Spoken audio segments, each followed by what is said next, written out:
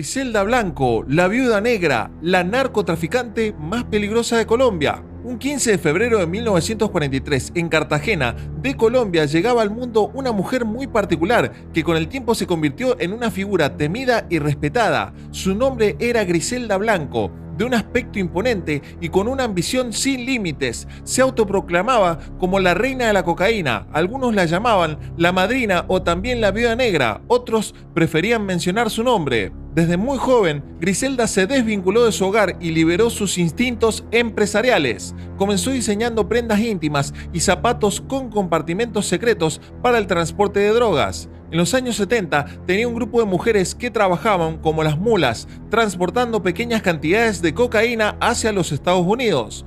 Francisco Javier Cardona, un ex narcotraficante y autor del libro El narco rescatado del infierno, recuerda haber conocido a Griselda en aquellos tiempos, cuando ella tenía apenas unos 15 o 16 años. Quedó impresionado por su juventud y su belleza, pero también percibía la fuerza y el poder que emanaban de ella, especialmente cuando llegaba a bordo de un lujoso Chevrolet El Camino, luciendo botas finísimas y minifaldas. Con el tiempo, Griselda obtuvo su pasaporte y comenzó a viajar, expandiendo sus negocios y su influencia. Se trasladó a Nueva York, donde su imperio prosperaba. Cada vez más personas se unían a su organización, ya que ella requería gente armada que la ayudara en sus emprendimientos.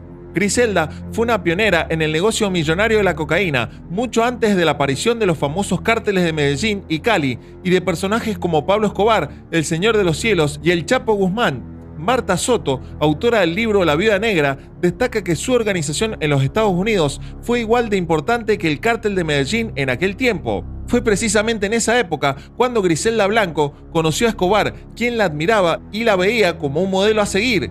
Ella le mostró la primera ruta para transportar cocaína entre Colombia y los Estados Unidos, así como valiosos consejos para distribuir la droga en las calles de Nueva York y lavar las ganancias generadas por su imperio.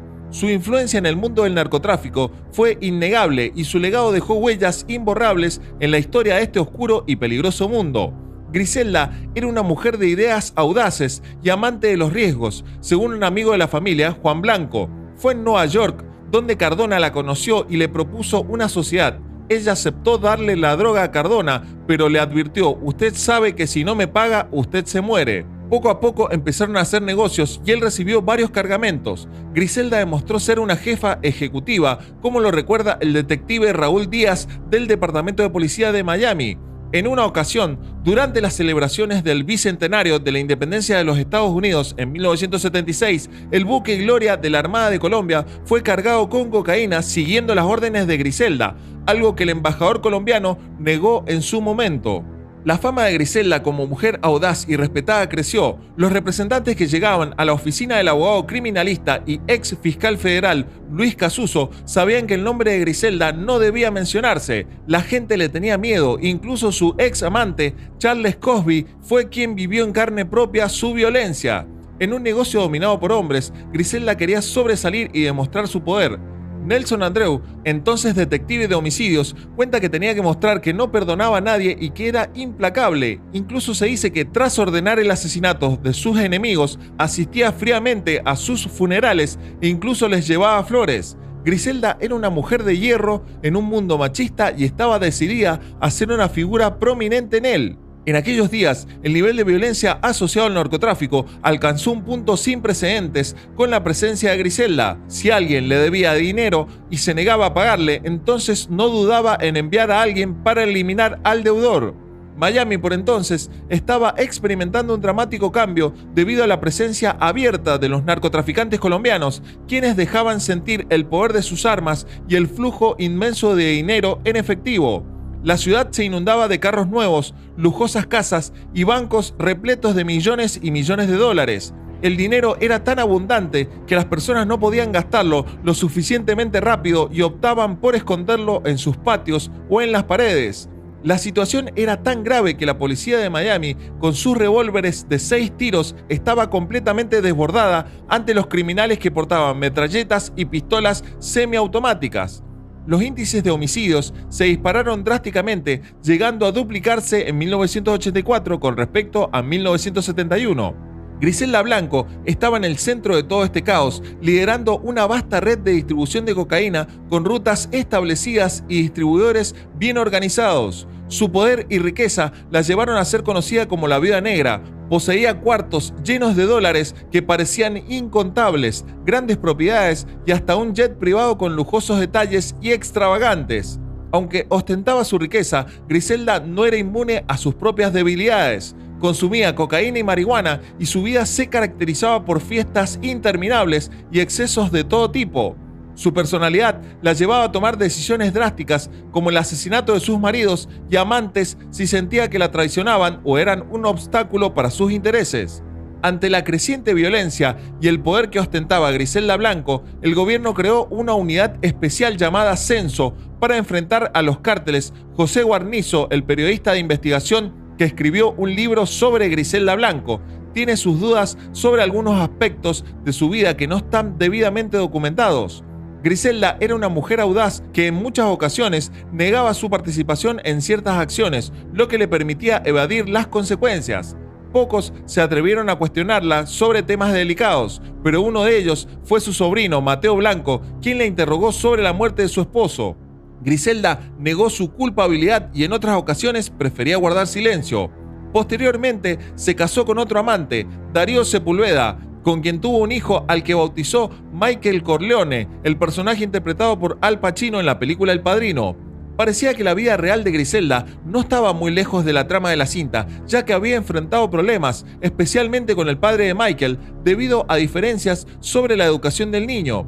La separación de Griselda y Sepúlveda ocurrió cuando Michael tenía solo 4 años y la tensión entre la pareja culminó en una emboscada en Medellín, donde Sepúlveda fue asesinado frente a su hijo. A pesar de que las autoridades atribuyeron el crimen a Griselda, el niño nunca creyó esa versión. Aunque nunca fue formalmente acusada de la muerte de sus amantes, estas tragedias contribuyeron a forjar su fama como la Viuda Negra, haciendo referencia a las arañas venenosas que devoran a sus parejas tras aparearse. Griselda crió a sus hijos para que participaran en el negocio familiar y compartieran los beneficios del tráfico ilegal de drogas, aunque más adelante les esperarían desgracias. A pesar de ser buscada por las autoridades estadounidenses, Griselda logró evadir la justicia en Colombia y nunca fue acusada formalmente en su país natal. Sin embargo, un agente de la DEA, Robert Palomo, se obsesionó con capturarla y se prometió a sí mismo que lo lograría. La operación criminal de Griselda y sus hijos en Florida generaba problemas y acusaciones constantes. Decidida a huir del pasado y a extender su imperio, Griselda se trasladó a California, donde vivió con su madre y su hijo menor, Michael Corleone. La presión de las autoridades la llevó a esconderse y a cambiar su identidad en varias ocasiones. Finalmente, en 1985, gracias a un informante de la DEA, los agentes la ubicaron y la arrestaron. Aunque enfrentaba múltiples cargos y acusaciones, Griselda aún tenía esperanzas de cambiar su destino en el sistema judicial. Su destino era incierto y dependía de las peripecias legales y suerte que pudiera encontrar en el camino. El 8 de noviembre de 1985 se emitió una sentencia condenatoria de 15 años de prisión sin derecho a fianza para Griselda Blanco. La convicta fue enviada a una prisión federal en Dublín, California. Durante su encarcelamiento, Griselda entabló correspondencia con Charles Cosby, un joven que se iniciaba en el negocio del narcotráfico y la admiraba profundamente. Para él, Griselda era su ídola y la admiraba por todo lo que representaba. Pronto Cosby se convirtió en uno de sus distribuidores y su amante. Griselda manejaba sus negocios desde la cárcel tras su arresto en 1985. Se cuenta que cuando vio a Cosby por primera vez, lo besó apasionadamente y desde ese entonces se volvieron amantes. Con el tiempo, Cosby fue descubriendo diferentes facetas de Griselda. La mujer que conocía por su imagen de violencia también era una dama amorosa y se preocupaba siempre por sus hijos, especialmente por Michael Corleone. No obstante, la fortaleza de Griselda se vio sometida a grandes pruebas tras enfrentar nuevos cargos por asesinato en Florida, lo que la llevaría a la silla eléctrica. Ante la angustia por sus problemas legales, Griselda propuso a Cosby secuestrar al hijo del expresidente para presionar al gobierno a reducir su condena. Aunque Cosby no estaba involucrado en actividades ilegales, la desesperación lo llevó a aceptar esta peligrosa propuesta. En medio de tensiones y conflictos, Cosby llamó a las autoridades para declarar contra Griselda en un escándalo de sexo telefónico, lo cual salvó a Griselda de la silla eléctrica. Los fiscales estatales continuaron trabajando en un sólido caso en su contra y finalmente Griselda fue acusada de 10 asesinatos en Florida. El principal testigo en el caso era Jorge Ayala Riverita, quien traicionó a Griselda cooperando con la fiscalía. Sin embargo, el caso se vio afectado por un escándalo relacionado con las conversaciones telefónicas de Ayala con varias secretarias de la fiscalía. La fiscalía decidió salvar el proceso y ofreció un acuerdo a Griselda y sus abogados: declararse culpable de 3 de los asesinatos ejecutados por sus sicarios para evitar la pena de muerte. Se cuestionó mucho la oportunidad del escándalo que rodeó la causa. Se dice que todo lo que sucedió por casualidad, pero muchas personas especulan que pudo haber sido planeado y que Griselda pagó grandes sumas de dinero. En realidad, la verdad es que todo ocurrió así debido a una complicada historia de amor entre una secretaria y un asesino que cruzaron peligrosamente la línea. Por las acciones inapropiadas de ambos, el fiscal se vio obligado a llegar a un acuerdo con Blanco, quien recibió una condena de 20 años, de los cuales ya había cumplido 13. El 6 de junio de 2004, cuando tenía 61 años, Griselda salió de la cárcel en Florida y, deportada a Colombia, llegó a Bogotá en un vuelo de la DEA. De inmediato se trasladó a Medellín, pero muchos estaban seguros de que su vida corría peligro en Colombia. Allí, cualquier conocido, familiares o incluso desconocidos podrían estar involucrados en su posible muerte. No se trataba de si la iban a matar, sino de cuándo y cómo lo harían. Griselda se estableció en un barrio residencial de Medellín, donde, según dicen, se sumió en la religión. Llegó con la intención de recuperar sus propiedades, reunir a su familia y recuperar sus tesoros del pasado. Poseía bienes como mansiones, carros y una gran fortuna, la cual finalmente pudo disfrutar gracias a lo que había conseguido en el mundo del narcotráfico. Decidió vivir con bajo perfil, aunque no tenía antecedentes criminales en Colombia, y abría cuentas a su nombre sin problemas. Sin embargo, los cambios en el mercado de la cocaína habían llevado a la atomización del poder en centenares de mini cárteles. Griselda intentó hacer negocios más pequeños para sostener sus propiedades y su familia, pero se encontró en una época equivocada. En mayo de 2011, su hijo Michael Corleone fue arrestado intentando comprar 5 kilos de cocaína a un informante de las autoridades. Gracias a sus abogados y falta de antecedentes, obtuvo arresto domiciliario.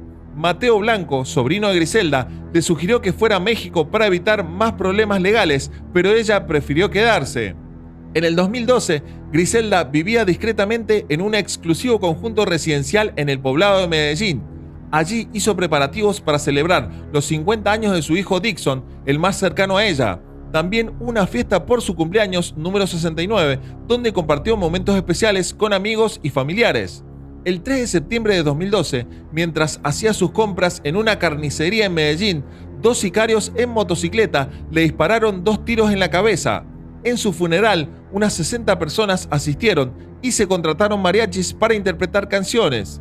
Griselda descansa en su última morada a escasos 120 pasos de Pablo Escobar.